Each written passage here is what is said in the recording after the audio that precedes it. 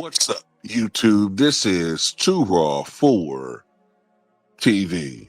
All right, so the Department of Justice released transcripts of the interview the Deputy Attorney General Todd Blanche did with Ghislaine Maxwell. Of course, Ghislaine Maxwell was the longtime girlfriend of Jeffrey Epstein. And I think this interview was conducted in July of this year. And, there was a lot of speculation that Ghislaine Maxwell seeking more leniency as far as perhaps in her ultimate sentence or in her living environment would give testimony that would be favorable to President Trump, because President Trump was apparently for a long time implicated, at least by word of mouth, to be a part of the Epstein files. As we all know, that he has had, there's a lot of evidence, photographic evidence and evidence as far as those who've known both of them, Epstein and Trump, that they knew each other and at one point in time were very close. So Ghislaine Maxwell has come out, according to the transcripts, and not only has she cleared Trump of wrongdoing, at least from her testimony, she also cleared former President Bill Clinton. Surprise, surprise, surprise. Okay? That's just how it goes in this country. When you're powerful like that, you can do whatever you want to do and you'll get away with it. Because if you believe that, I'm just putting this out there because a lot of MAGA people will say, well, we told you Trump was clean, but you also were the same ones who said that Bill Clinton was dirty. But Ghislaine Maxwell says that, he was clean. So you can't have both ways. Can't sit there and call her a liar for one, and then say on the other hand that she's a virtue, she's been a beacon of virtue, talking about your guy, But anyway, y'all know how I feel about it. I think she's lying. Not just for preferential treatment as far as her environment, but ultimately you could argue shit for her life. She literally feared for her life for many years. She also stated that she doesn't feel that Jeffrey Epstein committed suicide back in 2019. Now, that doesn't really implicate anybody directly. So there's nothing, unless she gave evidence of as far as who she thought did it, but she didn't do that. Of course she's not going to do that. And we've reported on this channel that since she spoke to the Deputy Attorney General, that her life has gotten so much easier. She was moved from this maximum security prison in Florida to this minimum security prison in Texas, where there's very little security.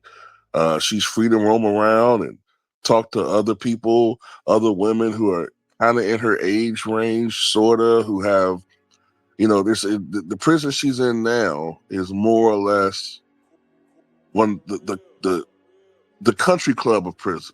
So those are people who are nonviolent offenders.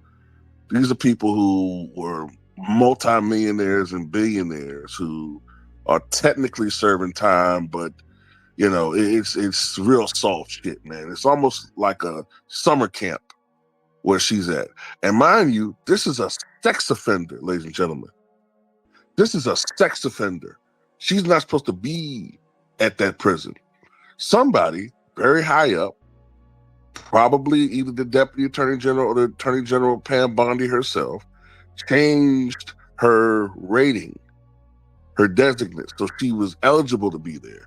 And according to some reports, not only is she at this soft ball of a summer camp of a prison where there's no recordable cameras, and there's no audio recording devices, she's allowed, I think, with security following her, to leave the grounds and go to nearby shops and to go about town and basically wander around.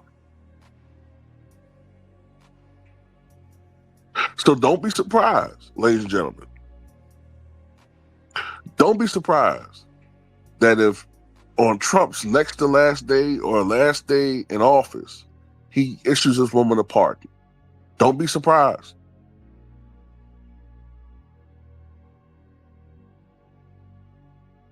Now you can come on here and say, well, this proves that Trump is innocent and all that. Yeah, we'll keep the same energy for Bill Clinton. So this is the transcript. So Todd Blanche, did you ever observe Trump receive a massage? Ghislaine Maxwell, never. Todd Blanche, did you ever observe? You said that you were. Have you seen there's photographs, public photographs of Mr. Epstein and President Trump together? Yes. I actually never saw the president in any type of massage setting. I never witnessed the president in any inappropriate setting in any way. The president was never inappropriate with anybody. In the times that I was with him, he was a gentleman. That's funny because what she's saying here contradicts what she told that 60 Minutes producer back in 2016 in confidence, that she did see Trump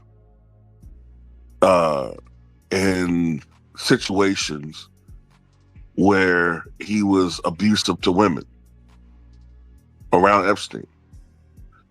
But then again, at that time, Barack Obama was president, and Trump was seen as a long shot candidate for the presidency. But the reason Ghislaine Maxwell didn't go public with what she said back then to hurt Trump is because Bill Clinton was also a guy that she saw at the Epstein Island, or not even at Epstein Island, even at his residence in Florida, which is close to where Trump lives, doing ungodly things with girls and underage girls. But she didn't want to put it out there because she knew that would hurt Bill Clinton. And at the time, Hillary Clinton, Bill Clinton's wife, was running for president, and that would hurt Hillary. So she never said anything. So it's just interesting how all this comes together.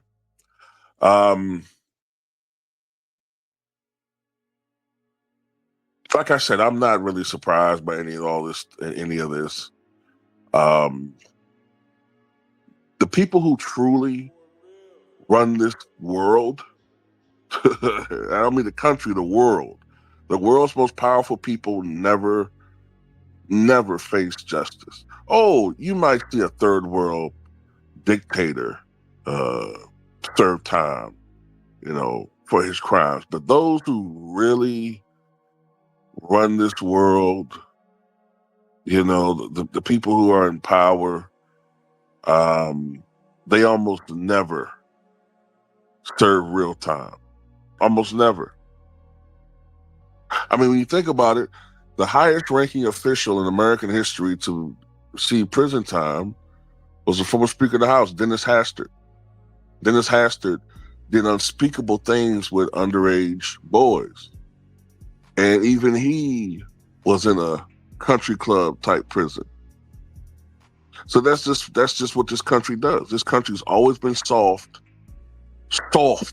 on those that likes to diddle with the little rascals.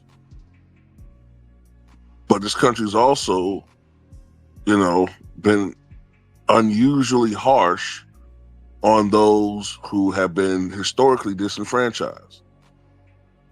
So that's why I said, and I'll say again and again and again, I don't really give a fuck about the Diddy shit.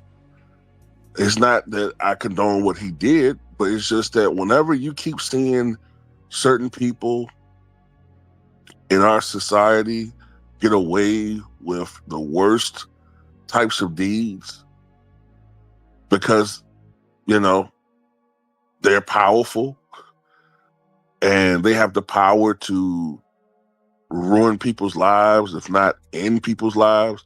And like I said before, if you think Trump is bad, Clinton is worse. I mean, there's a machine behind the Clintons. All you have to do is do a little bit of research and you'll see what I'm talking about. I mean, hell, I'll put it like this. I still to this day feel sorry for those little 16-year-old kids that just happened to see something go down by the train tracks in Arkansas, that they just happened to be in the wrong place at the wrong time. Innocent kids. And what they did to those kids was absolutely an abomination.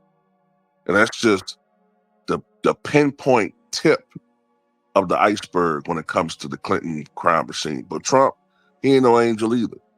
You know what I'm saying? He don't have as many bodies per se, if you're talking about, you know, wet work. But, you know, he's a scoundrel too. I could go on about him. You know, Mr. Don't touch my genitalia without a glove on or you know, rubber gloves. Mr. Germophobia.